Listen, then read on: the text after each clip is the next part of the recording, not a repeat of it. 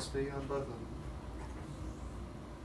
Well, Meg, we haven't met before, but it's nice to be able to sit here in Austin and talk with you. And of course, I think Innerspace just looks like it has all the earmarks of a hit for you people. So good. I saw it last night for the first time too, and it's just so funny. I had no idea it would be that funny. It's just so good, yeah. Here you are with Top Gun. You were in that, and for the audience, refresh their memories about which one you were in Top Gun. You're right. I'm the one who was. Let's see. What did I do? I was the Goose's wife in that, who had sort of had to make you laugh and then had to make you cry. Yeah, it was a good role. It was a good role. You did it well. It was good too because it was very small, but it was good in that it really had to punctuate the climax there, you know, and make you love this man who was dying even more. So it was very simple objectives in that thing, but yeah, it was a good fun role to do. Did you have any idea at the time that it would be the #1 box office hit? You know, yeah. Not that it would be #1, but we all knew it would be successful. It just, you can feel it when you're on a movie like that. They had very commercial intentions too, so that all figured in. So yeah, we kind of knew. We hoped anyway. And then, was this the next thing you did, or did you do some of those other films in between? After Top Gun? What did I do? I did a movie called Armed and Dangerous, which no one ever saw, thank God. And then You didn't like that? No.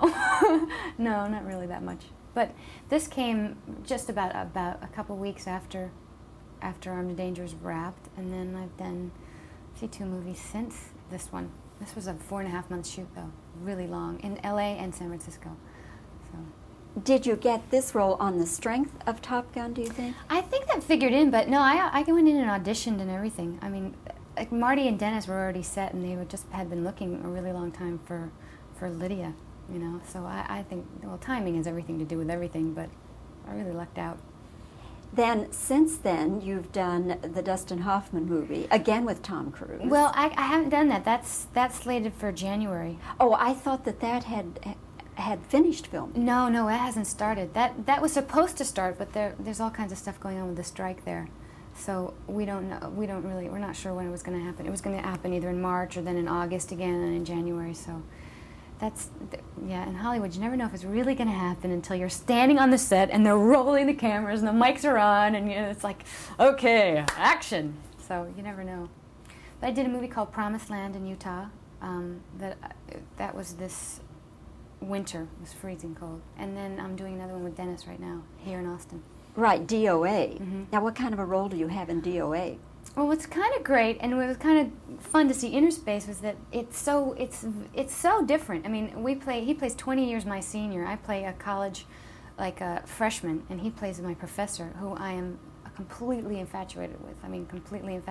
And he gets poisoned in the movie, and he finds out he's dying. So he's going, oh my God, who could have done it? And he just thinks, who's the weirdest person in my life? And he thinks, oh, that girl who sits in the back of the classroom and like laughing too loud at everything and wanting autographs on the thing. So it's just it's a totally different relationship. But it wouldn't be too hard to be infatuated with Dennis Quaid, would it? No, absolutely not. Absolutely not. But in Innerspace, we play contemporaries. In this one, it's much more, it's just funny how I really feel like I'm acting here because they're really remarkably different. The relationships are completely different. Now, the fact that you and Dennis are in Innerspace, did that have anything to do with your being also in DOA? I don't think so. I don't think so. I think that they just, because I went in and auditioned for it, and I know, I don't think so. I think that they thought, oh, I don't know if they're in a movie together already, and I think it might have been a hindrance rather than a help. But it's just so much different, I don't know. Looking at the work of Tom Cruise in Top Gun, and of course going back even to Risky Business, and then Dennis Quaid, Right Stuff, and Innerspace, the two of them have so much screen charisma. Yeah. Dennis is one of the most generous actors in the world. He just gives you everything, and I think that's why as an audience you can sit and pay so much attention to him and want to know him better, because he doesn't hold anything back. That's why I think it's so great to watch him. And he's so sexy, and he's so in control, and he's just got so many great things going for him. And and I don't know Tom all that well because I was in San Diego shooting Top Gun for 2 days. That was it. But as far as Dennis off-screen, is he pretty much like we think he would be? I guess it depends on what you think he would be, but he's... No, but I mean that charisma and that just you see him on screen and you think, that's somebody I'd like to know and be around. I wouldn't have given, I wouldn't give up a second of making Innerspace or a second of making DOA because of him being around and because of Marty being around, because they've made every single, and this sounds like so, I don't know, it just sounds so melodramatic or something, but they make me and my life so much better just knowing them. They're just great people. In addition to being really, really tremendous performers, I think. And they both have such unbelievable charisma, and they're both so smart and so generous, and they took such good care of me, which I love them both for. Yes. Are any of the roles that you've done so far, is there any common thread among those roles, do you think? That's a good question.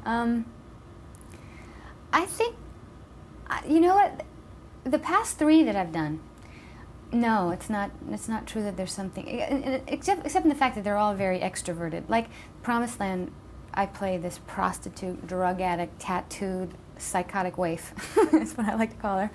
And my hair is pink, and I have a tattoo up and down my back, and I never stop swearing, I never stop smoking and doing drugs.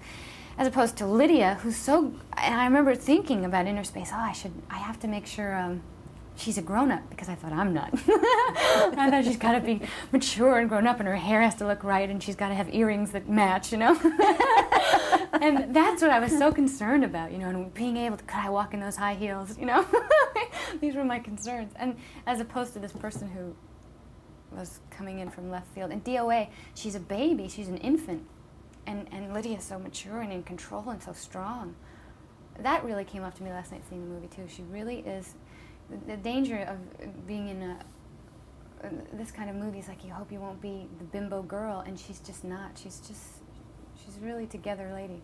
Well, you come off great in this one. I can't wait to see the others as well. Oh, good. Meg, thanks so much. Thank you so much. Enjoyed it a lot. Okay, thanks. Nice interview. It's really nice. Thanks. I'm just going to talk all day, guys. Get ready. Listen, that's fine. It's the people who don't talk that you're in big trouble with you have something.